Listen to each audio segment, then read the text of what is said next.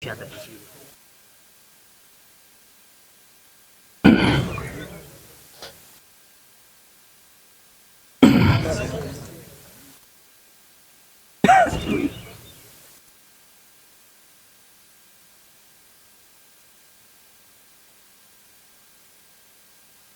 لله وكفى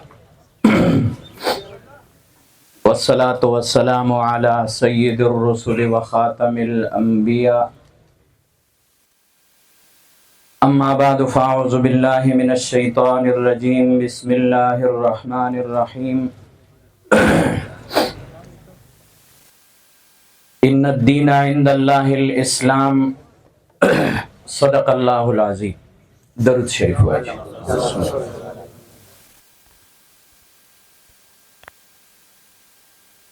زما انتہائی معزز و محترم و علماء کرام، طلباء اعظام، زمان موجودہ نشست ختم نبوت 4 صدی زیر اہتمام د فرق باطله او د تعارف په حواله سره ده. خو د ټولو ناول دا خبره نهایت اهم او ضروری ده چې د فرق باطله او تعارف او معرفت ولې ضروری ده. آیا د دې تعارف عام مسلمان د پاره هم دومره ضروری دی او کنه دا صرف د خواصو د پاره پیژندل ضروری دي؟ نو محترمو، د فرق باطله او تعارف دغه فتنو نه خبردارې د ایمان د تحفظ په خاطر په هر عام او په هر خاص باندې پیژندل لازم دي. صحابه کرام رضوان الله تعالی علیهم اجمعین مختلف مزاج والا خلق او بیا په اسلام کې دنه چې د فقها ځان له جماعت، د محدثین ځان له جماعت، د متکلمین ځان له جماعت، دا د صحابه او د مزاج په اعتبار سره دا تقسیم شوی دی. پچا د ابو هريره رضی الله تعالی عنہ مزاج غالب نو محدثین شو، پچا د عبد الله ابن مسعود رضی الله تعالی عنہ مزاج غالب نو فقها دي. او په دې صحابه کرامو کې یو صحابي جدا ذوق والو او هغه د حضرت حذیفه ابن یمان رضی الله تعالی عنہ.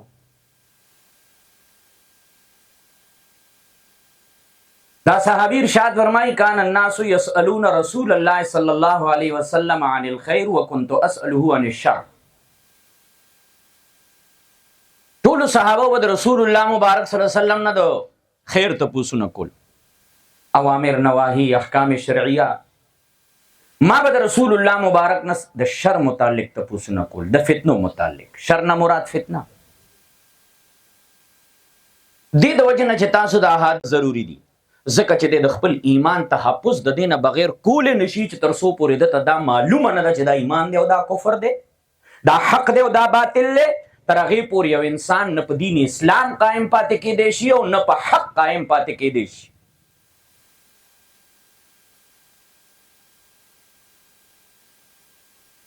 د نبی علیه السلام ارشادات او تعلیمات راوالی. د نبی علیہ السلام تعلیمات عام امت ته 2 قسم دي بنیادی طور.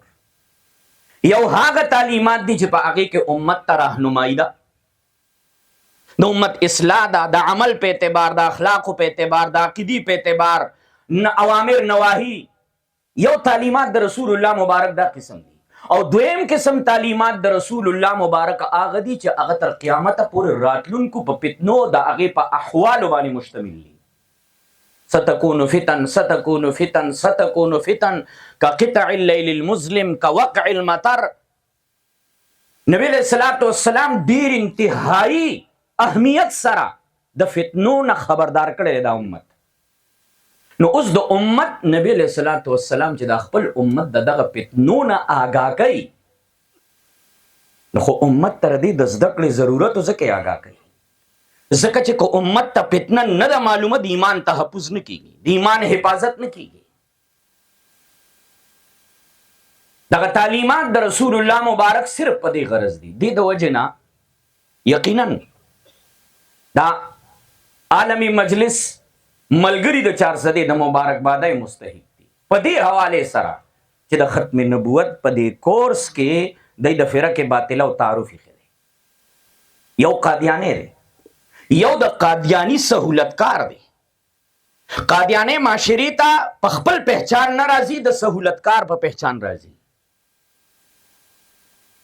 قادیانی په خپل ځای ناسته خاموش ناسته دا غرست سہولتکار دي چې هغه سہولتکار د ایمان مستقل پیتنی دي او هغه د مرزا کار په خپل آسان دي په اسلام کې فتنه څنګه را لیدا خو طویل داستان دی دا مختصر وخت داغي گنجائش نه لري لیکن موږ د بر صغیر باشندگان یو بر صغیر کې هغه فتنه چې هغه سره د بر صغیر باشنده مخامخ دی د دې آغاز د کم ځای نشوي دی او دا فتنه رالی په کم شکل کې دا انتہائی ضروری خبره ده خاص کر هغه ایجوکیټډ طبقه د پاره تعلیمي یافته طبقه د پاره چې دا غي زیات تر اوقات دا دغه عصري تعلیمي ادارو سره وابسته دي دا اغه د پاره د دغه فتنو چې کومې فتنې د عصري تعلیم په شکل کې را دن نشوي دي دا هغه فتنو پہچان انتہائی ضروری ده بلکې په دې موجوده وخت کې ہر پلار ہر مور باندې لازم دی فرض دی چې د چا بچي د لسم نه بعد سبق لو تعلیم لاړ فرض دی چې د خپل بچي نگرانی وکي ور سره 24 غنټه دعا کوي خدای دا غزاینه مومن را واپس کی ورنه هم د الہات خور سړی شکار تاسو صبرش د الہات خور سړی شکار دی لیکن بعضی نظریات داسې را دن نشو چې هغه د قادیانی نه زیات خطرناک نه د قادیانی د فتنې نه کم خطرناک نه دي قادیانی سره خود ختم نبوت په مسله باندې چې د اسلام رکن دی مرکز دی بنیاد دی لیکن بعضی فتنې ظالمان داسې دي چې هغه یو جزئی د اسلام پریخه نه دي یو جزئی نه دی پریخه هغه سره په هر جزئی باس کې په هندستان کې چې کله انګريز سلطنت راغی د انګريز د قبضه او د تسلط نه بعد د ایست انډیا کمپنۍ په نتیجه کې چې کله انګريز دل تخپل پنځه خخې کړي نو په دغه دور کې یو سړی و هغه ته سر سید احمد خان وي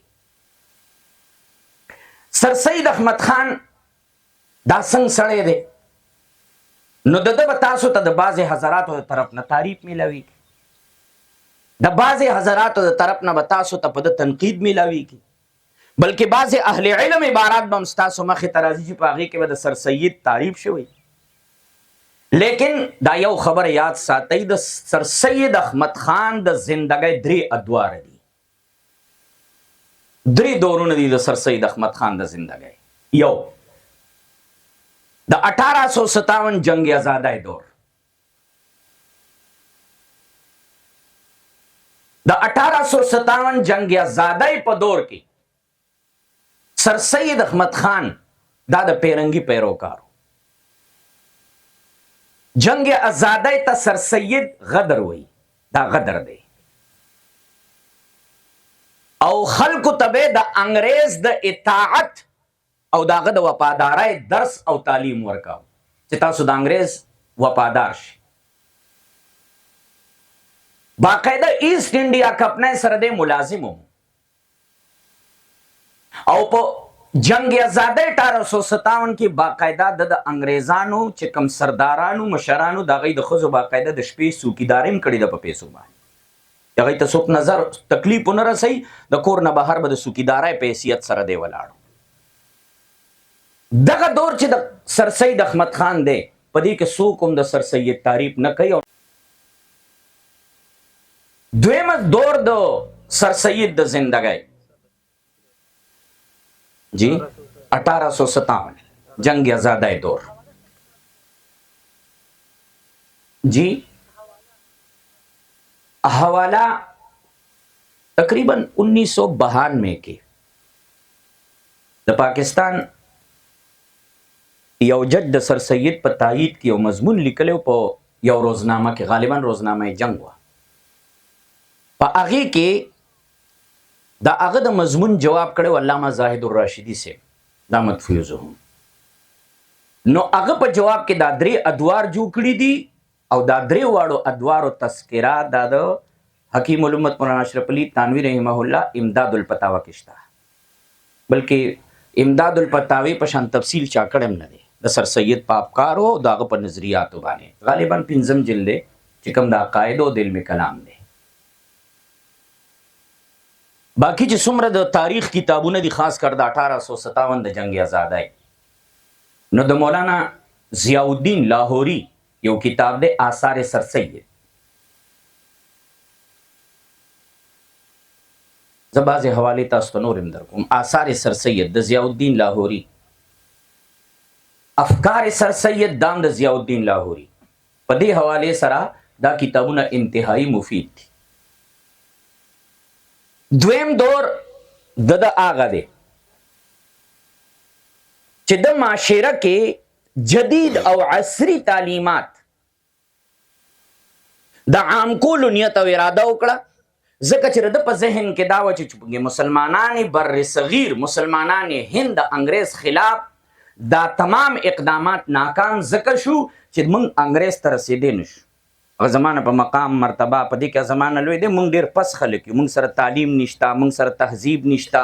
نو په دې دور کې دا میشن شروع کو چې دا بر صغیر دا مسلمان دی به په افکارو د نظریاتو او د تهذیب د دواړو په اعتبار سره د مغرب هم پله ګرځول غواړي. د هغې دپاره د علیګړ کالج بنیاد کېښود. په علیګړ کالج کې چې د کله بنیاد کېښود، د هغې دپاره د یو بنیادي کردار دا ادا کو چې دا لازم وه چې په کالج کې به 4 یا 5 اساتذه دا انګریزان خامخایي، او هغه په دې بنیاد باندې چې تعلیم خو به د بر صغیر استاذ هم ورکي، خو د هغه ځای کلچر څه دی، د هغه ځای تهذیب څه دی، د هغه ځای فکر څه دی، دا د دې ځای یو لیکچر دی له نشي ورکولی. دا فکر چې دی ته منتقل کوي دا به انګریز منتقل کوي. دې د وجې نه دا پابندي لګولې وه چې په دې اداره کې به انګریزان خامخایي. ابوالحسن علی ندوی رحمت اللہ علیہ اسلام اور مغربیت کی کشمکش په دې کې د سر سید دا پورا احوال لیکلی. دور چې د راغې د علیګړ کالج جوړ شو، د خو عصري تعلیم خلکو له ورکو، لیکن څنګه چې حضرت ویل نیت صحیح نه و. نیت سو مکمل دین اسلام د مغرب په ډانچه کې اچول، دا د هغه میشن اسلام راواخلو د مغرب ډانچه کې واچو.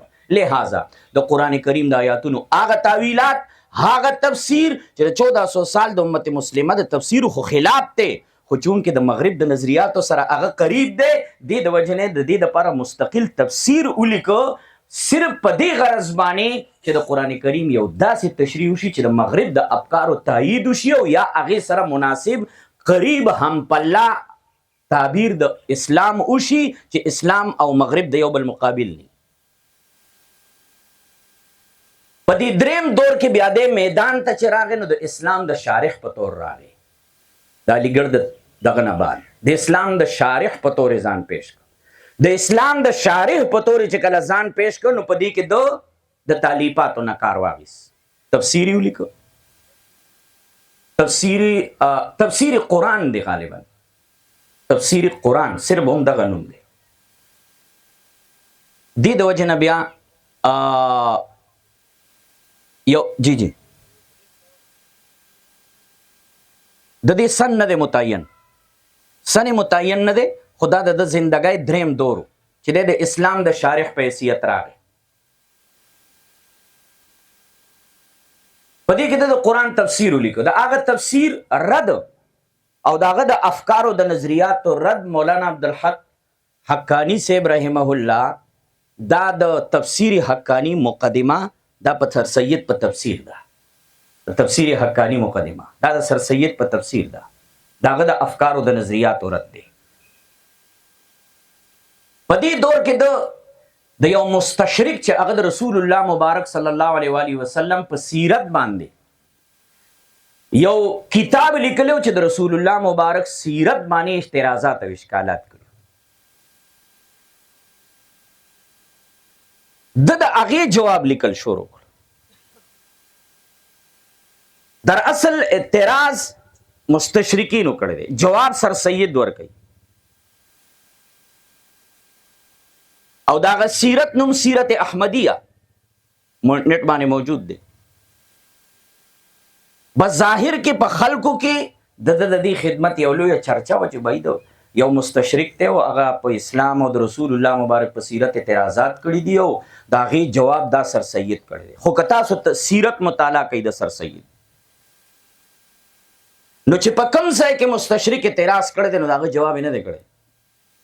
د هغې څیز د اسلام کې د وجود انکار کړی دی، هغه په معجزاتو انکار کړی، ردونه کړي دي، اعتراض کړی دی. نو دی وایي معجزات څه واقعیاتي څیز نه دی، دا د مسمریزم د قبیلې نه دي. بس د بطور مثال د شق قمر معجزه ده چې د دې ذکر راغلی نه، دا شوی نه ده، نو دا اسلام کې هسې خبره رادن نه شوې ده. دا جواب دی.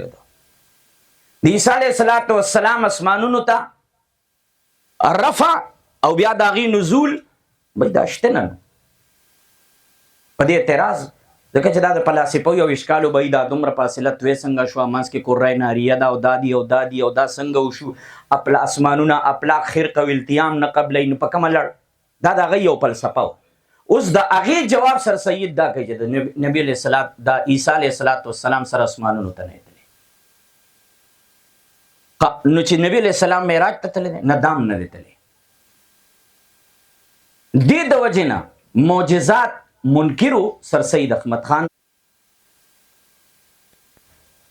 په دې دور کې چې کله د اسلام د شارح په حیثیت باندې معاشري ته ځان پیش کو، خپل تعارف یې وکړو، په دې دور کې د چا هم نه دی قبول کړی او نه د دې دور تعریفونه کړي دي. د تعریف چې چا کړی دا صرف د یو چې د علیګړ کالج بنیاد د عصري تعلیم د خورولو په دې اعتبار سره بعضې اهل علمو د خدماتو تایید کړی دی او د تعریف یې کړی دی. باقي د 1857 جنگ ازادي او دریم دور چې په دې کې د اسلام د شارح په حیثیت خلکو ته ځان پیش کو، دا همیشه متنازع پاتې شوی دی. دا چا هم نه دی قبول کړی، بلکې په بعضې اوقاتو کې د موافقي د مخالفینو سره سره موافقین هم د سر سید رد کړی. د سر سید نظریات سو نو چې کم خلک منکرین حدیث دي، د منکرین د انکار حدیث تاریخ چې موږ بیانو په بر صغیر کې، نو موږ د دې ړومبی تخم سر سید کرلی. دې خبره کې خو شک نشته چې په بر صغیر کې د انکار حدیث تخم دا سر سید کرلی دی. څه نظریه وه از تاسو ته مختصر ویم، لیکن مولانا جمال الدین افغانی رحمه الله په ده باندې په هغه وخت کې یو اعتراض کړی او هغه اعتراض دا و چې انکار حدیث خو وړه خبره ده، تا الهادي نظریاتو ته لار کولاو کړه، ځکه چې دا کم تعبیرات د اسلام د کړي دي هغه خالصتا الهاد دی. نو یوازې د انکار حدیث تخم نه، بلکې د الهادي نظریاتو تخم هم دا د سر سید نه شروع دی. الهاد دی نه رستو راغی. که به طور مثال د الهادي نظریاتو یو بنیادی نظریه دا ده ارتقا، ایولوشن. انسان وجود ته راغلی دی، دا په ذریعه د ارتقا سره راغلی دی. هغه ارتقا اثبات د کړی دی په تفسیر کې. د آدم علیه السلام واقعه قرآن کریم ذکر کړی، دا نفس واقعه نه وه، بلکې دا انسان ته د دې کائنات کې د اول پرد اول انسان د آغاز داستان دی. انسان څنګه وجود ته راغی، کائنات کې د کم ځای نه راغی، نو پورا واقعه د ابتدا نه د آدم علیه السلام ذکر شو، دا د انسان آغاز دی. اوس که دا واقعه حقیقتا کې تسلیم شي چې د انسان وجود په دې طریقه باندې شوی دی، نو د ډاروینیت او د ډاروینیزم او دغه د نظریې بیخ بنیاد وځي او په دې طریقه قائل نه دی، خو په ارتقا قائل دی. نو سر سید احمد خان لومبی سړی دی چې د دې واقعې له تاویل وکړه. دا تاویل له سر سید نه مخکې چا نه کړی. د آدم علیه السلام د واقعه دا حقیقت نه دی، دا نفس تمثیل دی، یو مثال الله ورکړی، دا تمثیلی خبره ده. بیا د سر سید نه دغه نظریه غلام احمد پرویز راواغسته نو غلام احمد پرویز په خپلو کتابونو کې د ارتقاء اثبات کوي، اگر چې د ډاروین د نظریې نه لږ مختلف تعبیر کوي، خو ارتقاء اثبات کوي او د آدم علیه السلام د وجود نه د سره انکار کوي. او دغه نظریه د سر سید هم ده. وای د منکرین حدیثو سره د بشمول منیر شاکر د دې ټولو نظریه دا وه چې د آدم په نوم باندې نه انسان تیر شوی دی او نه د آدم په نوم نبی تیر شوی دی، او دا نظریه د سر سید ده، دا نظریه د غلام احمد پرویز ده، دا نظریه د منیر شاکر وه. قرآن کې چې آدم راغلی دی یا بنی آدم، وی د دې نه مراد نوع انسانی ده فقط. دغه الهادي نظریاتو ته لار کولاولو.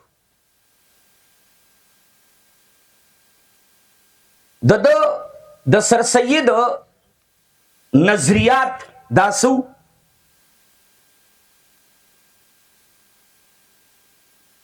نمبر 1 زه تاسو ته هم بعضې نظریات داسې دي چې د قادیانی دي، مونږ ته پته ده، معاشره د هغې نه واقف کول ضروري دي. خو ګورې دا بعضې فتنې د هغه نه دوه ګوتې د پاسه دي. که په دې مونږ خاموشي اختیار کړه، په رب مې دې قسم چې د جبریل په نوم باندې یو شخصیت دی، یو فرد دی، یو فرشته ده او هغه د الله د طرف نه مقرر ده او الله د طرف نه هغه په پیغمبر باندې وحی راړي، د نبوت دا تصور غلط دی. ځکه چې د جبریل خارجي وجود نشته. دې د وجې سر سید د فرشتو د وجود منکر دی. دا د ایمانیاتو نه ده که نه ده؟ لیکن هغه وایي ملائک چې دي فرشتې داسې یو مستقل مخلوق نه دی.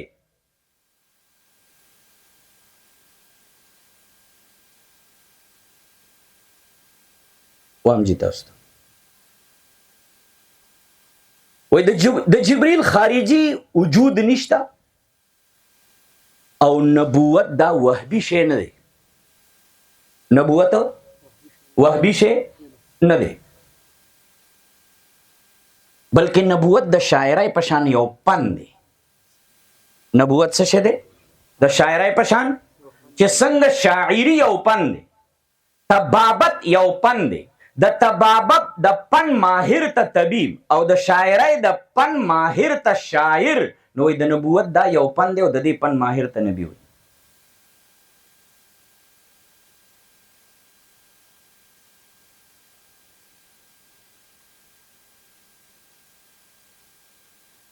نمبر 2 حواله اخر کې در کوم تاسو ته.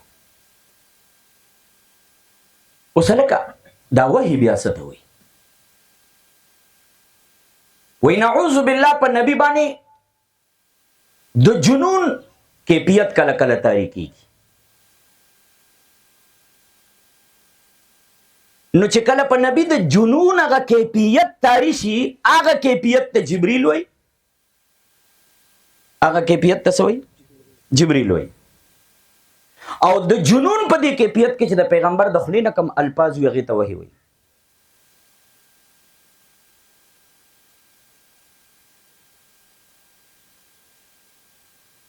نمبر 3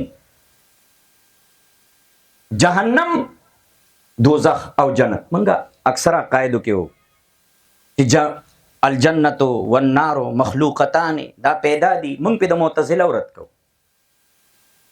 دا جدید متخول پکار دي چې د جنت او د جهنم د وجود نه معتزله صرف دا نظریه وداغي چې اوس پیدا نه دي، رستو به پیدا کیږي.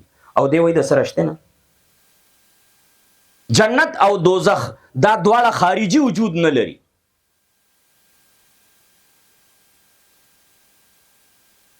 سلورم د آدم علیه السلام واقعا محض تمثیل دی.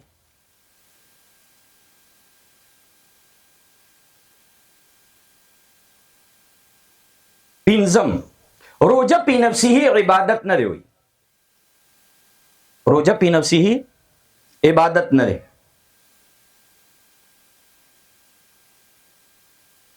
خو د عربو جاهلانو به دا د عبادت یو صورت ګڼو. جاهلت زمانہ کې با دا د عبادت یو صورت ګڼو، نو نبی علیہ السلام برقرار پرېښود.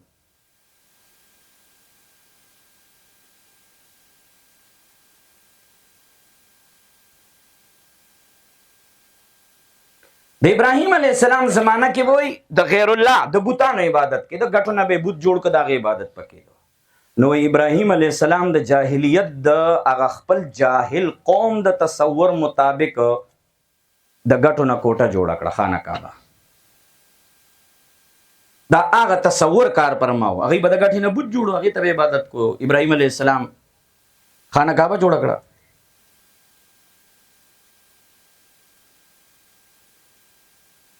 د عیسی علیہ السلام پیدائش دا بغیر د پلار نه دی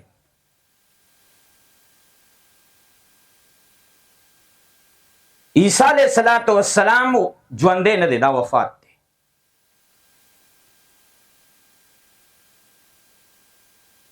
د نبی علیہ السلام معجزات واقعاتی نه دي د مسمریزم د قبیلې نه دي که تاسو خیال کړئ تاسو معرف القرآن د مفتی شفیع صاحب رحمت الله علیه وګورئ چې تر دې معجزات او تذکره راشي نو هلته د مسمریزم نه پی کوي نو نوم خو نه دی غیسته خو ردی نظریه رد دی چې څوک معجزه د قبیلې د مسمریزم نه غني دا غلطه ده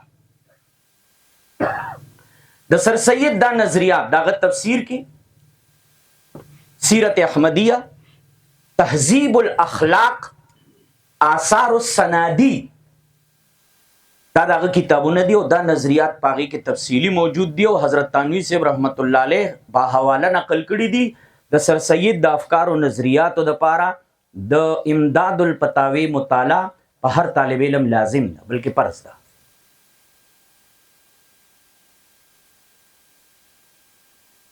آثار السنادید سواد سره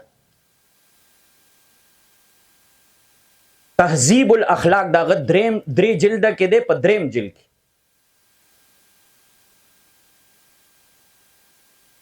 او داغه تفسیر قرآن په نوم چې کوم مشهور دی اول جلد دی او شپږمه صفحه ده تقریبا دا ټول نظریات به تاسو ته د قرآن داغه قرآن کریم د تفسیر کې ټول میلاویږي ځکه دا ټول تعبیرات د آیاتونو په تشریح کې د په تفسیر کې کړي معجزې راغلي دي داغه افکار د مغرب سره یو ځای کول لکه به طور مثال د موسی علیه السلام واقعه ده نو چې د ذکر کړی ده نو اضرب بعصاک الحجر نو دا صدا سه خو نه د چګنی بس همسار اخلاصه کو دریاب دوه ټوټې شنه نه دا وی کنایه د سمندر او د دریاب د مد جزر نه معنا دا کله سمندر وبډیری او کله کمای نو دا موسی علیه السلام چې په کم ټیم کې تنو کمی شوی او چې پیرغون پیراتا غټیم کې ډیری شوی د معجزې دغه ته حد نه وباسي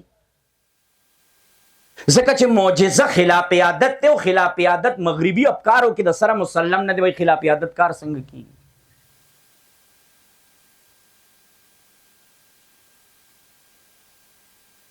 ها تاسو ته ما وې دو مرزا غلام قادیانی سہولت کار دی د مرزا بارہ کی وہی خطوط سر سید کی وہی حضرت مرزا صاحب کی نسبت زیادہ کدوکاش کرنے بے پائدہ ہے ایک بزرگ زاہد اور نیک بخت آدمی ہے جو کچھ خیالات ان کو ہو گئے ہوں بہت سے نیک آدمی ہیں جن کو اس قسم کے خیالات پیدا ہو چکے ہیں ہم کو ان سے نہ کچھ فائدہ نہ کچھ نقصان ان کی عزت ان کا ادب کرنا بسبب ان کی بزرگی اور نیکی کی لازم ہے ان کی صداقت مناظری لملار بندے ان کی صداقت اور غیر صداقت سے بحث محض بے پائدہ ہے خطوط سر سید صفحہ 342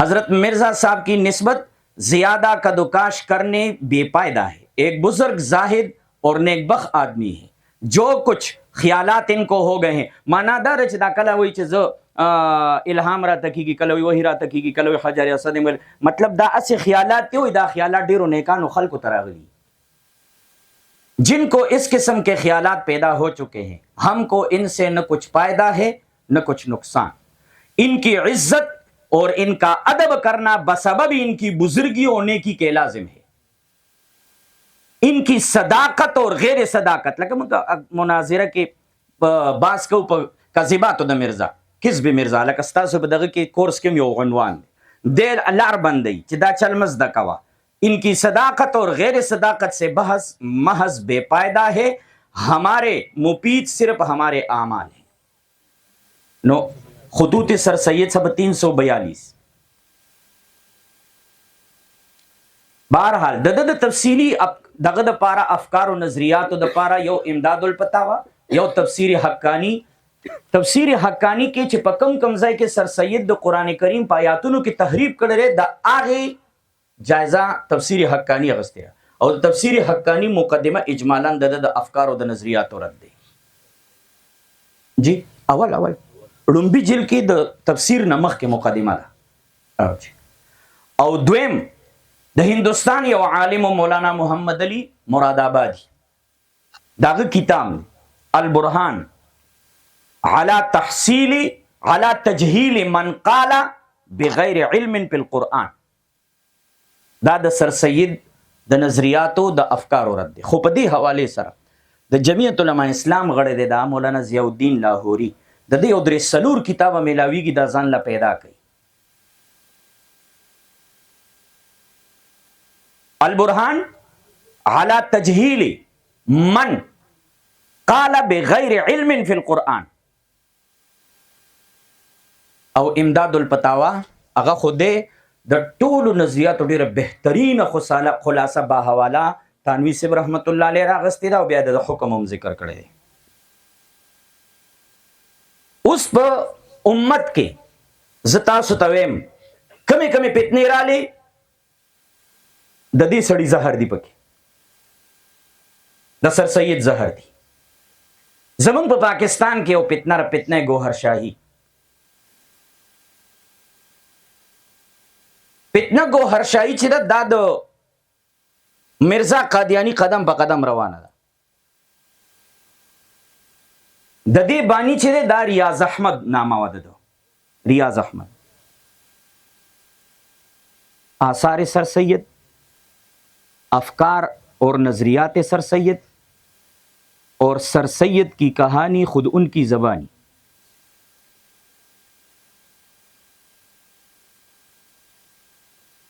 جی گوهر شاه د دې د بانی نوم دی ریاض احمد، د پلار نوم فضل حسین، د قوم نه مغل دی، سم کار ته نه شوی، هغه بلوم دی دام دی، او هغه ځان ته مغل نه وای، دا سپیرم ځان ته مغل نه وای، زدي غو مغل. بس د نیکنوم دی دا د ته چې گوهر شاهی وای کنه، دا وته ځکه وای چې د نیکه ته منسوب دی. جی دا د دادا نوم گوهر علی شاه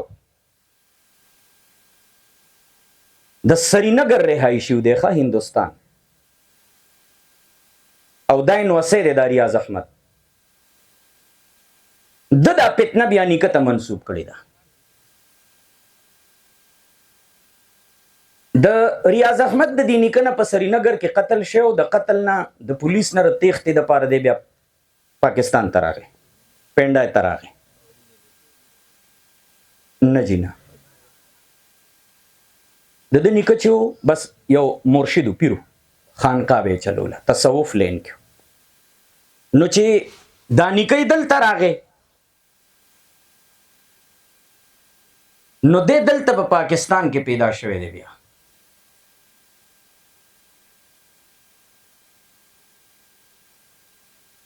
او دته چې بل ځای کامیابی نه میلاوېده، ځکه چې دی اول د ګاډو مکینکو بیا ویلډرو دا ریاض احمد، خو په دغه پن کې چې څو نه مونتل، نو بس یکدم یې هغه هر څه پرېښودل او د نیکه هغه لارې اختیار کړه د تصوف په نوم باندې، د تصوف په نوم راغی.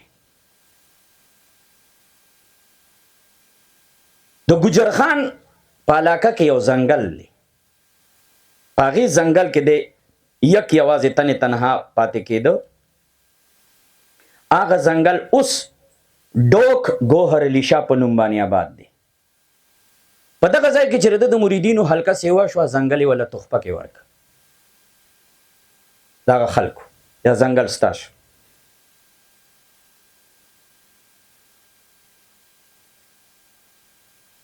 او په 1980 کې حیدرآباد سندھ خورشید کالونی یو تنظیم بنیاد کی خودو انجمن سرپروشان اسلام او دا تنظیم موجوده وخت کې په سوشل میډیا اکټیو دی د سره مخ کې د جانګری او ملګری خدیندار ملګری د کاروبار کوي هغه یو ګروپ کې اډ شویری کاروباري ګروپ دی په هغه کې هغه ته دینی معلومات هم ورکوي نو چې هغه ما تراولېږي نو هغه ګورشاهي پیتنه وه نو انجمن سرپروشان اسلام اوسم پاکستان کې لګیا د کار کوي د په 25 نومبر 2001 کې په مانچسټر کې مردار شو پاکستان تیراړ په حیدرآباد کې کوټری علاقہ کې د دپن دی الته مزارم دی موجوده وخت کې مهدی فاؤنډیشن مسیحا فاؤنډیشن دا دوه ادارې موجوده وخت کې گوهر شاہی فرقی والا چلی حیدرآباد کوٹری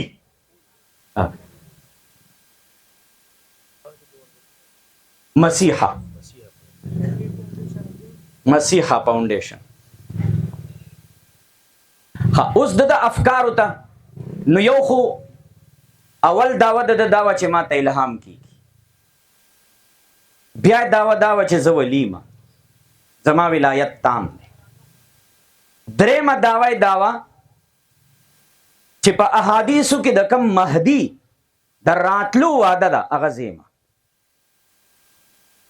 دې د وجه نه تاسو چې د دې کتابونه کله راواله یو ګورئ نو د تصویر به پکې پس پمای کې جوړ کړی پس کې سپمای کې ځکه چې دا په یو ټیم کې لویه مسله جوړه شوې وه مسله دا جوړه شوې وه چې د چې ویل زه مهدیم نو د دې بنیاد داو چې زما د مهدیت اعلان به ذات خود الله تعالی کړی او څنګه یې کړی دی نو په سپمای کې د تصویر ښکاري د دې د وجې نه چې تاسو د انجمن سرپروشان اسلام او گوهر شاهي پیتنی والا سره کله خبرې کوئ نو دا د هغې مضبوط دلیل دی چې لکه د تصویر او د شکل زما دا شبیه دا وایي په سپمای کې ښکاره شوی دی او هغه باقاعده تصویران یې ورکړي دي د کتابونو کې خو د لاسو جوړ دي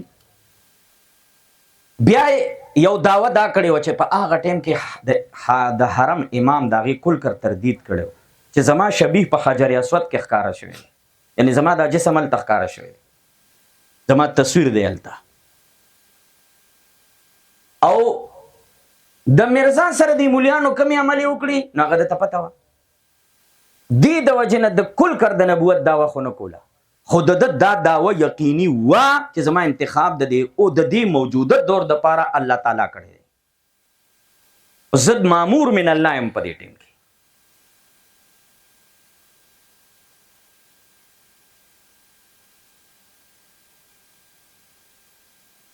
ټیم مختصر دی افکار ډېر ګنده دي خو به هر حال د دې یو کتاب د روحانی سفر د هغې څه په 22 باندې دی لیکي وہی شیطان کا سایہ نبی کریم صلی اللہ علیہ وسلم کے روپ میں میرے پیشاب کے اندر نظر آیا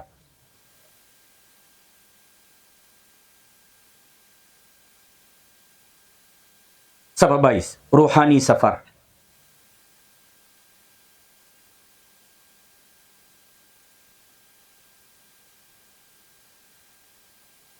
دویم لکھی ہوئی بیت المقدس سے 2 میل دور موسیٰ علیہ السلام کا مزار ہے یہودی مرد اور عورتیں وہاں شراب نوشی کرتی ہیں حتیٰ کہ وہ مزار فحاشی کا اڈا بن گیا مینار نور د دبل کتاب دی صفحه 62 د سپیره بچې خکلک چرسیو مو پابندۍ سره به چرس کل روحانی سفر صفحه 49 د مرزا په شان خاشق مزاج او ماشب دړای و نامحرم خزو سره به ډیر خوشاله و روحانی سفر صفحه 34 دې د وجه نه دا گوهر شاهي فتنه چې دا بنیادی سہولتکار د قادیانی دی که چې د مهدی نه علاوه اول دعوه د مرزام د مهدی و بیا د مسیح شو بیا دواړه یو کړل چې دا دواړه یو دي او د داوم د مهدی نه بعد بیا دویم نمبر داوا د مسیحیت وا چې زه عیسی علیه السلام یم.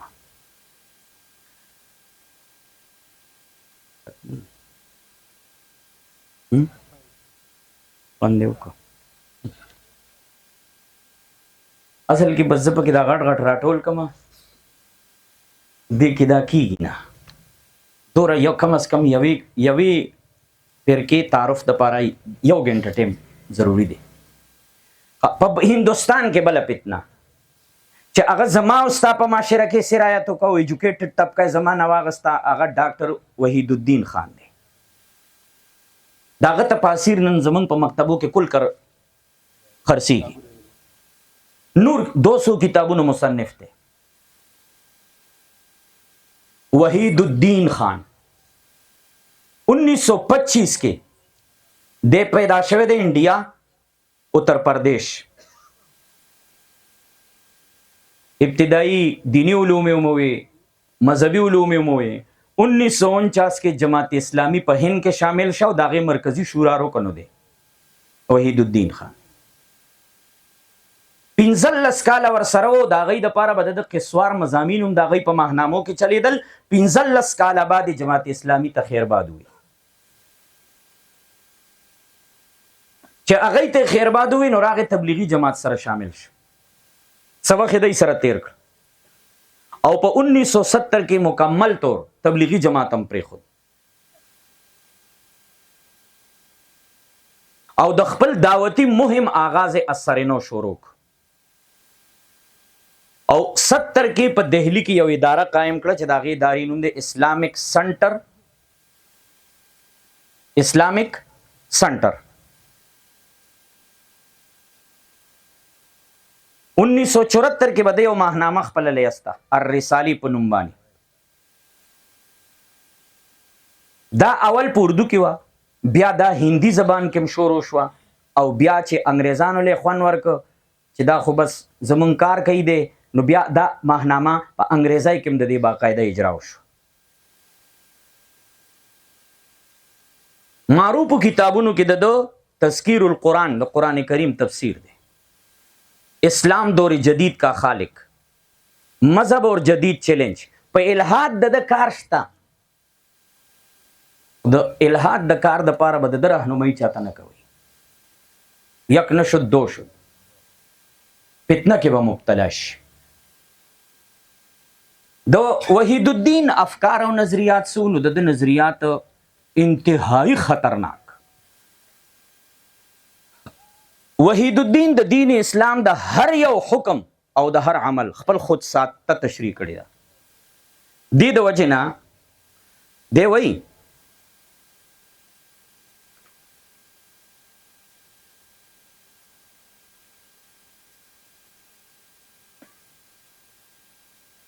پچھلے 1000 سال میں صرف عبارت تو ہم تاسو ته وکش پچھلے 1000 سال میں مسلمانوں کے درمیان جو لٹریچر تیار ہوا اس میں سب کچھ تھا مگر اس میں دو چیزیں مکمل طور پر حذف تھی یعنی ترد پوری دین اسلام ناقص ہو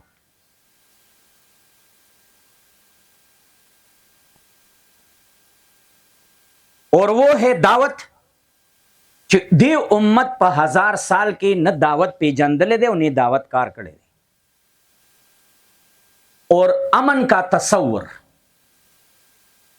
اس کے بعد جب مغربی طاقتوں نے مسلم امپائر کو توڑ دیا تو اس کے خلاف رد عمل کی بنا پر یہ ذہن اور زیادہ پختہ ہو گیا اس کا نتیجہ یہ ہوا کہ 20ویں صدی عیسوی پوری کی پوری منفی سوچ اور منفی سرگرمیوں کی نظر ہو گئی اس پوری صدی میں نہ دعوت کا پیغام لوگوں کے سامنے آیا نہ امن کا پیغام جبکہ یہ دونوں ایک دوسرے کے لیے لازم و ملزوم کی حیثیت رکھتے ہیں راکم الحروف پر اللہ تعالیٰ نے استثنائی طور پر زمددی صدای سڑیم خزت اللہ تعالیٰ مستثنا کریں راکم الحروف پر اللہ تعالیٰ نے استثنائی طور پر دعوت اور امن کی اہمیت کو لی ماہنامہ الرسالہ جولائی 2010 بیا د تصور تغوکی دی چې دا د اسلام ترجمان دے کہ دا کفر وہی 11 نومبر 2001 میں نیو یارک کے ورلڈ ٹریڈ سنٹر کو توڑنے کا مشہور واقعہ پیش آیا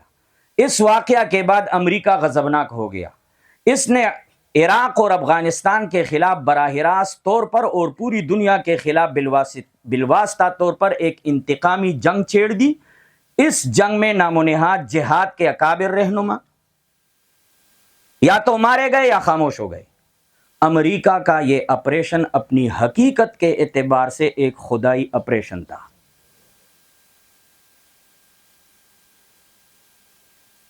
الرسالہ صفحہ 26 جولائی 2010. یا وہی شاہ ولی اللہ سے لے کر سید قطب تک میرے علم کے مطابق مسلم علماء کی کوئی ایک کتاب ایسے تیار نہ کر سکے جو آج کے مطلوبہ معیار پر پوری اترتی ہو. الرسالہ جولائی صفحہ 45. نزول عیسیٰ علیہ السلام، امام مہدی، ظہور، خروج دجال بارہ کی وہی تمام مذاہب میں یہ بتایا گیا ہے کہ دنیا کے خاتمے سے پہلے ایک آنے والا آئے گا، وہ ایک خصوصی رول ادا کرے گا. یہی تعلیم اسلام میں بھی ہے. حدیث کی کتابوں میں جو روایات آئی ہیں ان میں اس سلسلے میں 3 لفظ استعمال کیے گئے ہیں: رجل، مہدی، مسیح.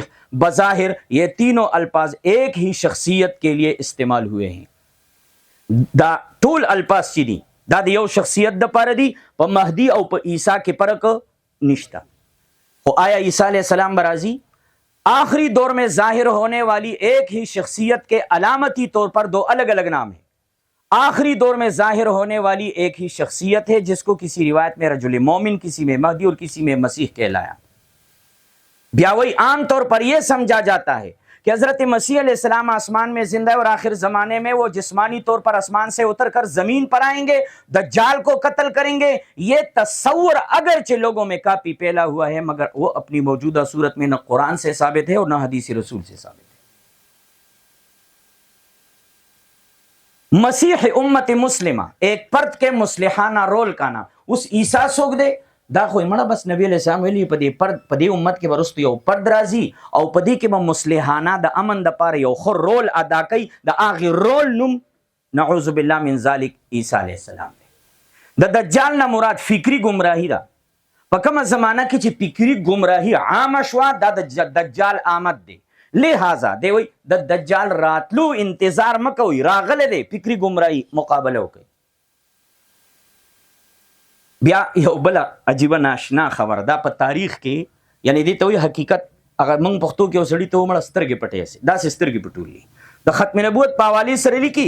یہ بات نہایت اہم ہے کہ پیغمبر اسلام کے بعد پوری تاریخی دور میں ساری دنیا میں کوئی بھی شخص ایسا پیدا نہیں ہوا جو اپنی زبان سے یہ دعویٰ کرے کہ میں خدا کا پیغمبر ہوں. اس سلسلے میں کچھ نام بتائے جاتے ہیں مسیلمہ کذاب، اسود عنسی، جن کے بارے میں یہ سمجھا جاتا ہے کہ انہوں نے نبوت کا دعویٰ کیا مگر یہ خیال درست نہیں. الرسالہ 2011 اکتوبر صفحہ 10. دید وجنا وی مرزا غلام قادیانیم د سره د نبوت دعوی نه کړي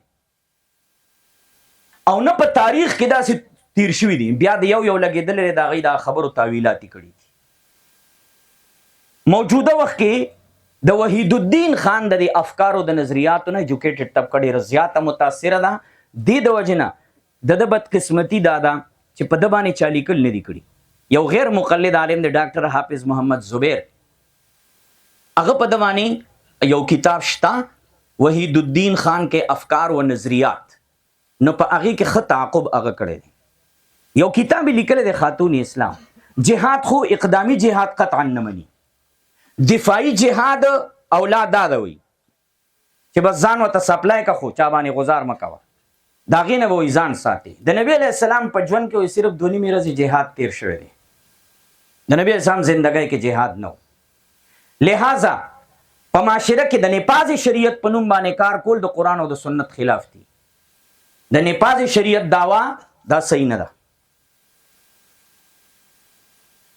او بیا وای چې دی امت ته 2 آئیډیل مخې ته دي، یو حضرت حسین رضی الله عنه او یو حضرت حسن. خو خستا سره چې د چاغي خلاف زی خو زه خوشاله پدې ما چې زما مور داسې تربیت نو کړي لکه څنګه چې حضرت اسماء د عبد الله ابن زبیر کړي. پدې خوشاله ما ځکه چې عبد الله ابن زبیر مور دې ته تیار کړو چې ته په یو حق حاکم خلاف میدان ته راوځه.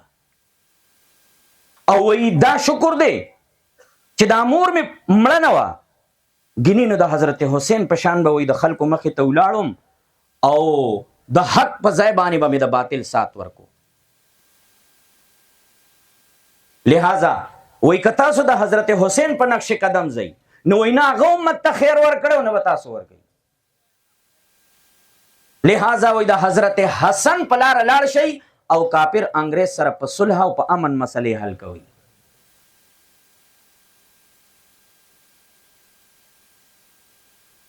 یو چې نن سبا نهایت ضروری ده، کراچۍ کې محمد شیخ څوک دی؟ محمد شیخ د ده یو سنټر کولاو کړی دی، القرآن ریسرچ سنټر په نوم باندې. بهر حال چونکې د تحریرات نشته نو دې د وجه نه د نظریاتو کل کرپته صرف موږ ته یو واسطه ده چې سوشل میډیا ده. ځکه دی وایي دا قرآن کریم کې چې الله تعالی په یهودو باندې رد کړی دی، فویل للذین یکتبون الکتاب، نو وایي دا مړه هغه مولیان یادوي چې دوی هسې د دین دپاره ځان له کتابونه لیکي، دا تورات نه یادوي. مطلب دا دی چې مولا ته د کتاب د لیکلو ضرورت نشته، تورات شته، دغه شته، قرآن نشته، خو هغه څه شی دی. او قرآن او دا انجیل زبور او تورات دا د هغې کتاب صفات، لہذا باقی کتابونه هم نشته. دا کتاب نبی علیہ السلام ته هم نه دی میلاو شوی، دا کتاب آدم علیہ السلام ته میلاو شوی او دا هغه دور نه مسلسل را روان دی. نو په ایمان یې ووایه څه پاتې شو پکې؟ د تورات معنا دا قانون دی، تورات معنا څه ده؟ نو قرآن دا کتاب الله هر پیغمبر ته د قانون په حیثیت ورکړی دی. ځکه ورته وایي انجیل وایي د کتاب نوم نه دی، بلکې په قرآن کریم کې چې کومې موجوده خوشخبری دي د هغې ته انجیل وایي. بنی اسماعیل نشته، د بنی اسماعیل وجود د سره نشته، په کائنات کې صرف بنی اسرائیل دي. وانی فضلتکم علی العالمین نه استدلال کوي چې بنی اسرائیل به تر قیامته پورې او دا به په مخ د ځمکه د الله تر ټولو نه زیات محبوب خلک تر قیامته. او تاسو چې وایي چې نبی علیہ السلام بنی اسماعیلو کې دا دروغ وایي، بنی اسماعیلو سره وجود نشته، نعوذ بالله.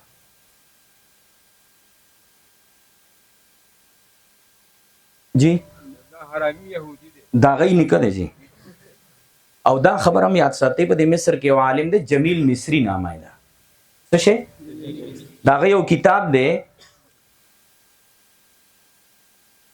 اثر الیهودی فی الحروب والفتن.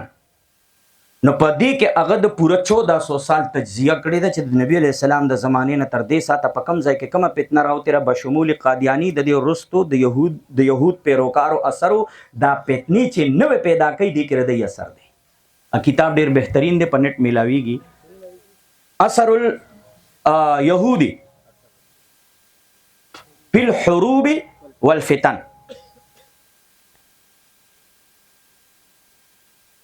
جمیل مصری، علامہ جمیل مصری. بہرحال ډیر سیزونه خو دې کې پاتې شو، خو ټیم برابر دی.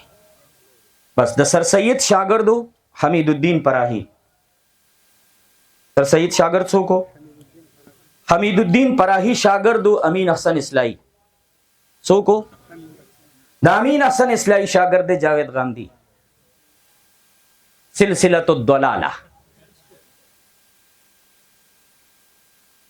لہذا د جاوید غامدی رائے صدا ګوره دا پیجندل کار ادارت چام چې په کتابونه لیکلي دي اصل مدعا ته نه دي راغلي.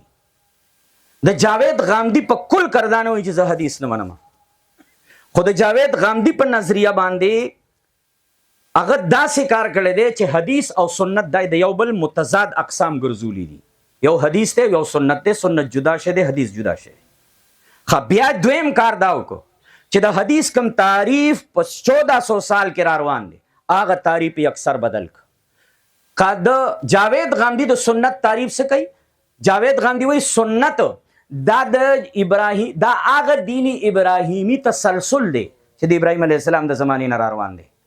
نبی علیہ السلام که په هغه پیل کې څه کمې زیاتې خلکو کړی دی، د هغې اصلاح کړې ده، هغې باقي پرېښودی دی.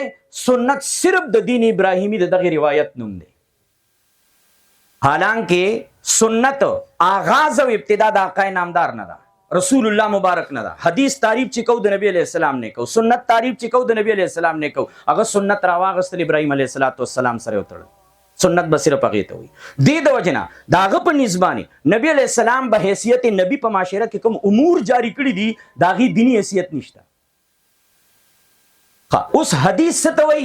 د نبی علیہ السلام تمام اقوال، تمام افعال او تمام تقریرات دا د محدثینو په اصطلاح کې حدیث ته، او وای دا کل په کل خبر واحد دی. کل په غامدی متواتر نه منی، دا یاد ساتئ. غامدی څه نه منی؟ متواتر روایت نه منی. نو غامدی وای چې دا څومره د احادیثو ذخیره ده، دا ټول اخبار آحاد دي. اخبار آحاد کل په کل ظنی دي، ظنی د دین بنیاد نشي ګرځیدی. لہذا احادیث مبارکو نه به نه عقیده ثابتیږي، نه به عمل ثابتیږي، نه به احکام ثابتیږي. دا یاد ساتئ. نو د احادیثو انکار په کومه طریقه وکړو؟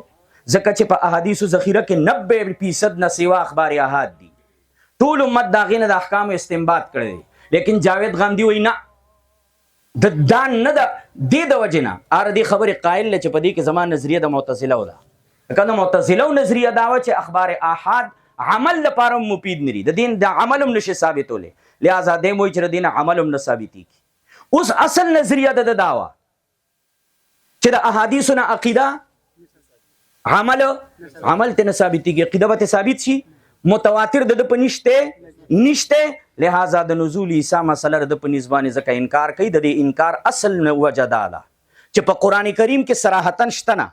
چې په کومو روایاتو کې دي هغه د احادیثو د قبیلې نه دي. احادیث کل په کل ظني دي، ظني نه عمل ثابتېږي نه عقیده.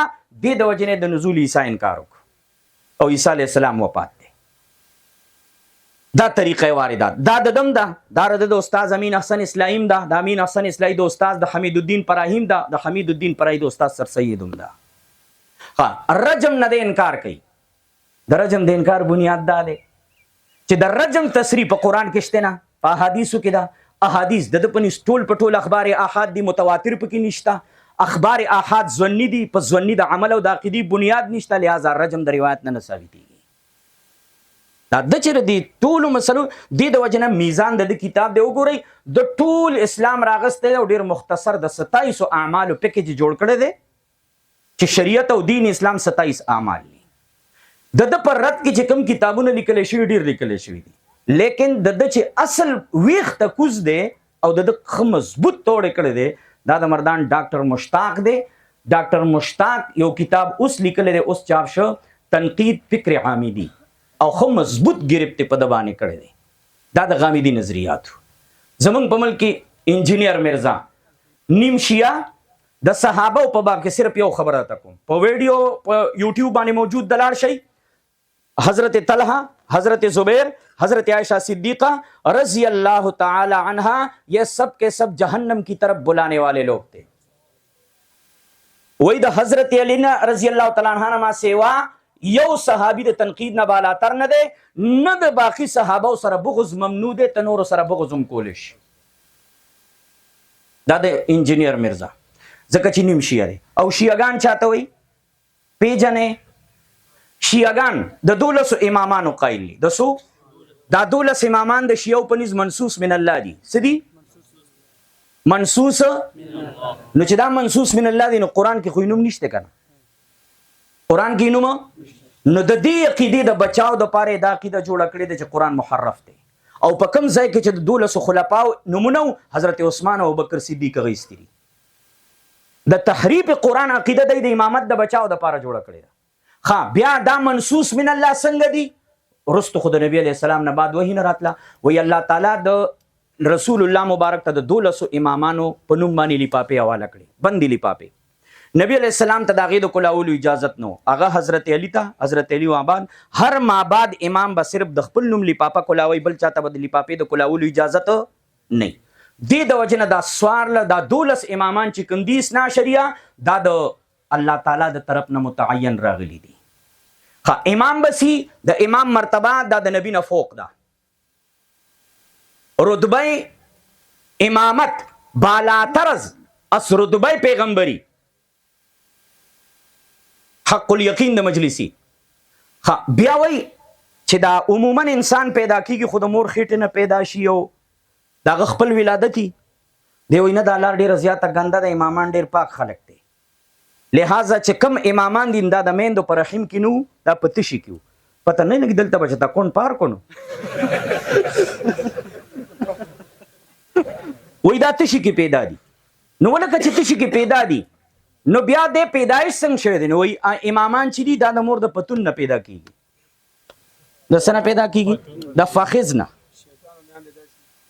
تاسو رسیدئ ولی هغه لار ټیک نه ده پته نه لګي دا بچه د انبار موټر وانو دا لار ټیک نه ده 12 امامان دا غي په نظم منسوس دي 12م امام زمونږ د شیعو په عقیده د مهدی کې بنیادی فرق ده چې د شیعو مهدی نظریه غم ده خو هغه مهدی پیدا ده په 245 کې او په عراق کې سره منرا غار کې پټته سره دا خار چې باچا جوړ کوي چې دی لسنوم کیدو چې ال تلړ خوشاله شوی خاندل وی سر من را چې سو کو تګوري خان دی به خوشاليږي به سر من را دا سر من را نه ده سر من را دی اغه غار ته ورنونو ته د 4 سال په عمر کې الکه ولي ورنونو ته یره جی حالات خرابو نو چې حالات ټیک شي مونږ په دسه کو